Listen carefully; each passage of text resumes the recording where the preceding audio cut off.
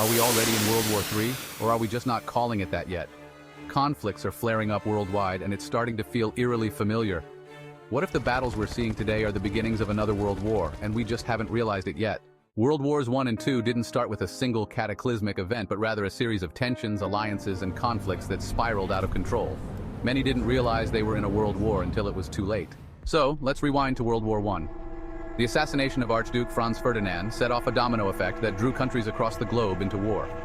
Most people didn't realize the true scale of what was about to happen until they were already in the thick of it. By the time governments were drafting soldiers and battles raged on multiple continents, it was clear the world was at war. Now let's fast forward to today. From Russia's invasion of Ukraine to escalating tensions between China and Taiwan and the long-standing conflicts in the Middle East, the world is a powder keg ready to explode. In Ukraine, a major power like Russia has violated national borders and taken military action. Countries in NATO and the EU are providing weapons, funding, and support, essentially participating without direct involvement. This isn't a localized issue anymore. Energy shortages, food supply disruptions, and inflation are rippling around the world because of it. Does that sound like a regional conflict? Then we have the long-standing conflict between Israel and Palestine. With recent escalations, the possibility of neighboring countries joining the fray becomes more real by the day. And every day it seems that alliances and support shift and multiply. Could we see a larger-scale involvement that pulls in neighboring nations? Could that lead to a domino effect that turns regional conflict into global war? In the East, China's growing assertiveness over Taiwan has tensions at an all-time high. The United States has committed to supporting Taiwan in the event of an invasion, while China remains firm on its stance of reunification, even if it takes military force. Picture this: the United States backing Taiwan, and China backed by Russia or other nations.